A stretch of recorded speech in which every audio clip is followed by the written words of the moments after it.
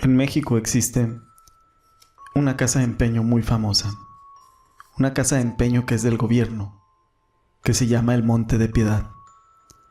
El Monte de Piedad fue fundado por don Pedro Romero de Terreros, conde de Regla en el año de 1775 y ubicado en la Ciudad de México, con la única finalidad de ayudar a la gente necesitada, dándole un poco de dinero para que pudiera sobrellevar sus penas.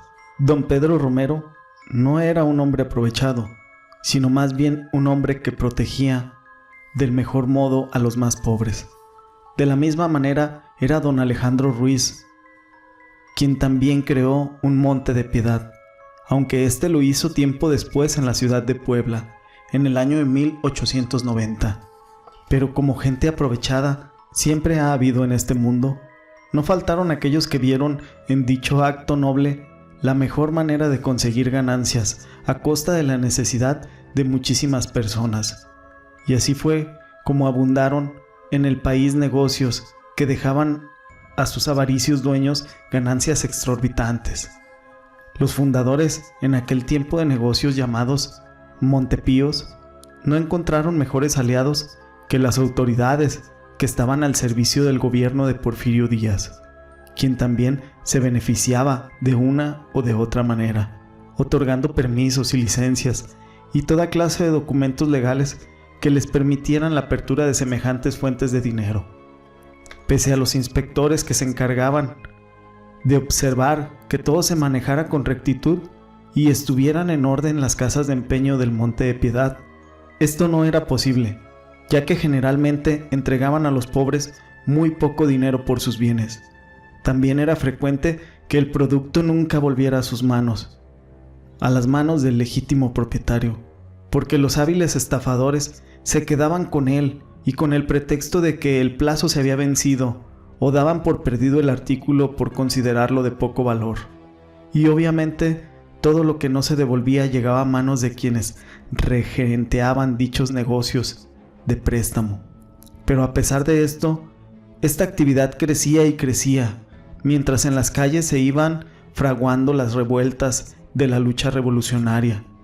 Orto Villa, uno de los hombres más ricos de la ciudad de Puebla de aquella época, tenía tanto pelo en el cuerpo que parecía un mono. Era dueño de la casa comercial Villa, ubicada en la calle de Merino. Horta estaba casado con una mujer que hablaba de un modo tan torpe y atorado que todo el mundo le llamaba la gangosa. El señor Horta era repudiado en toda esta ciudad, dada su prepotencia y ese modo suyo de mostrar su riqueza, ostentándola de manera tan grosera como cubrirse los dedos de las manos con llamativos anillos de oro, colgarse piedras preciosas de todos los colores y tamaños. La historia se convierte en una leyenda cuando el avaro Horta muere. No se sabe si la gente miente por obscurecer aún más la historia de este hombre, o si realmente aquí se narra una verdad. Cuenta la leyenda que en el cementerio de San Francisco, de una tumba, cuando llega la medianoche, escapa únicamente la mano de los restos de la persona que allí reposa. La mano, luego de traspasar la barda que rodea al cementerio, sale del camposanto y se dirige hacia las calles de Puebla, por donde la horrible mano corre sobre los dedos y al encontrar a algunas personas se les trepa a la cara y les arranca los ojos y después los ahorca. Enrique Cordero, quien juró y perjuró que tuvo la oportunidad de ver este hecho con sus propios ojos, escribió esta historia. Este hombre se distinguía por dos características muy singulares. Tenía los dientes saltones como de caballo y llevaba unos lentes de fondo de botella. Sin embargo, tenía un corazón muy noble, pues a pesar de que no nadaba en dinero, lo poco que poseía lo dedicaba a realizar obras de bien. Era un hombre curioso, por lo que luego de conocer la historia quiso saber por qué había una mano corriendo por las calles poblanas durante la noche, de modo que fue con el sepulturero del cementerio de San Francisco para enterarse. ¿Y cuál fue su sorpresa? El sepulturero le contó todo lo siguiente. Todas las noches sale del sepulcro una mano y puede verse que en sus dedos lleva muchos anillos de piedras preciosas. En cuanto sale de la tumba, huele a sus presas, que generalmente son personas malas de sentimientos, y luego las persigue corriendo tras ellas por las calles. Pero no solo es una mano, sino parte del brazo, que lleva una sangre negra y reseca, que le da un aspecto espeluznante. Enrique, sin embargo, no sabía que el sepulturero, quien emitía una pestilencia por la boca, que dejaba sin respiro al pobre escritor, le mentía. A pesar de todo, no se sintió satisfecho con la explicación del hombre, así que decidió investigar por su propia cuenta, hasta que llegó al fondo del asunto. Luego de averiguar por aquí y por allá, empezó a atar cabos y llegó a la conclusión de que la misteriosa mano, al parecer, había pertenecido a un hombre que en vida había gozado de muy buena situación económica y que ahora se vengaba de todos sus enemigos, asesinándolos, después de perseguirlos por en medio de la oscura noche. Para completar esta investigación, Enrique se dirigió al depósito de cadáveres, donde prosiguió sus pesquisas y averiguó el nombre de las víctimas de la mano.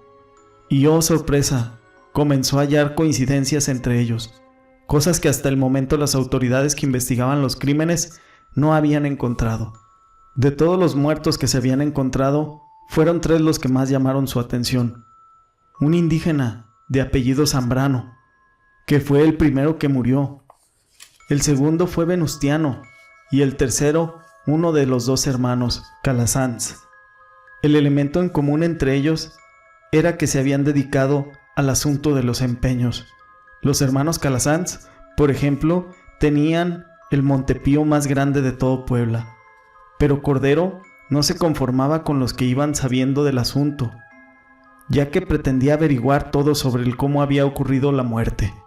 Tanto así que la misma policía poblana le recomendó que dejara de investigar y que dejara que las autoridades hicieran su trabajo, pues según le decían, a todos aquellos que se metían en el caso de los muertos de la mano, algo maléfico le ocurría siempre. Cordero, amigo de la verdad, no se rendía ante estos comentarios y empezó a creer que lo que pasaba era que en realidad existía un posible convenio de intereses entre la policía y algún hombre poderoso, que era el verdadero culpable de los asesinatos.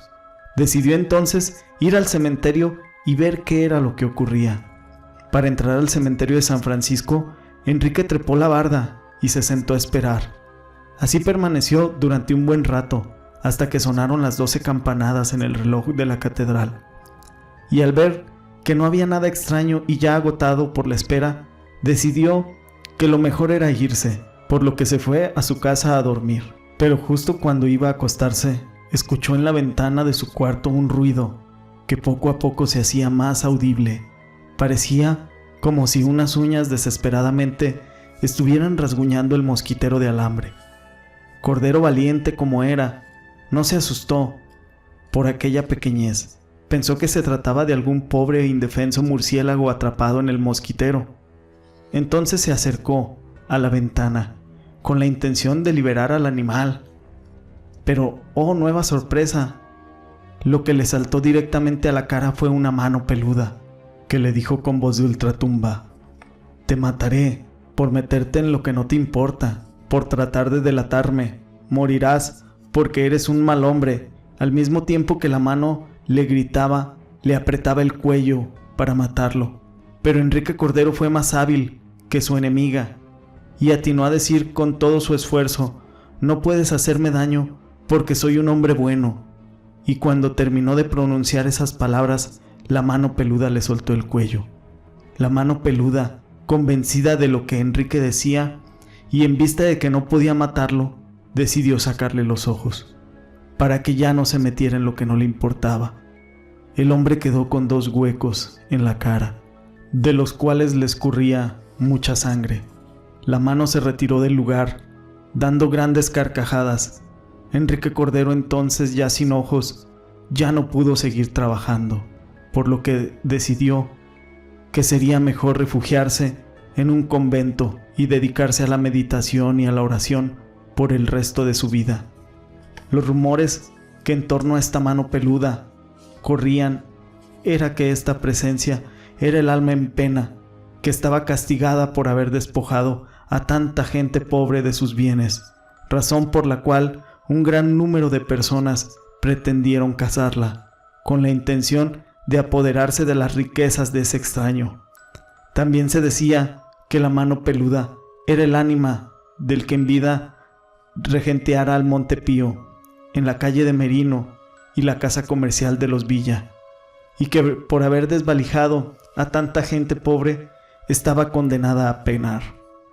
Fue precisamente esta ignorancia lo que hizo que la mano peluda escapara de las cadenas del cementerio de San Francisco, y era tanto el fervor que ocasionaba esta mano, que muchos sacaban beneficio del asunto, asegurando que la habían visto u oído, o incluso que habían hablado con ella. Sea como fuera, la mano peluda huyó, y por mucho tiempo no se supo de ella. Pero tiempo después, algo grave sucedió en la ciudad de Puebla. Una noche, el segundo de los hermanos Calasanz, que se encontraba cerrando la casa de empeño del Portalillo, acompañado por 2 guardaespaldas que cuidaban de él mientras cerraba, para que nadie pudiera asaltarlo, poco antes de llegar a su casa, cerca del palacete, ubicado entre la Pinacoteca Virreinal y el teatro principal, se escuchó un grito de auxilio. ¡Auxilio! ¡Auxilio!, al que siguió inmediatamente un triste quejido. Calasanz y sus guardaespaldas llegaron al final del callejón y se encontraron a un hombre tirado en el suelo, que entre llantos se lamentaba diciendo: ¡La mano peluda regresó y me atacó!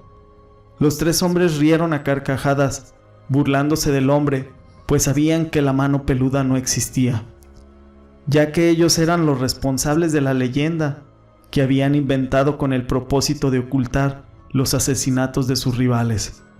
Llegaron pues a la casa de Calasanz y ahí festejaron el asunto, comiendo y bebiendo. Estaban tan contentos y alegres que casi no escucharon unos ruidos afuera de su casa.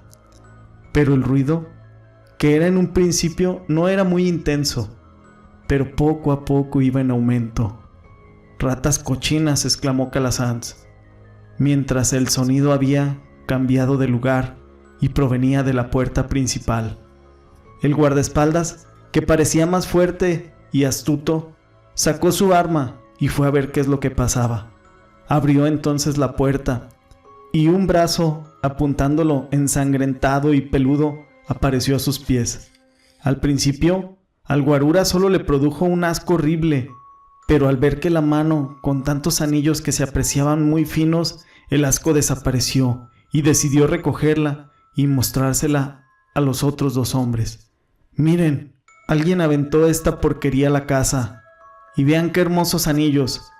Entonces la mano, como si hubiera despertado, brincó al rostro del robusto guardaespaldas y le sacó los ojos completitos, dejándolo en la cara del hombre solamente 2 hoyos, chorreándole la sangre. Los otros 2, al ver la escena, quedaron aterrados y llenos de pánico, y justo cuando el otro guardaespaldas iba a salir corriendo por la puerta para salvar su vida, sin importarle la de su patrón, la mano le brincó de igual manera y también le sacó los ojos.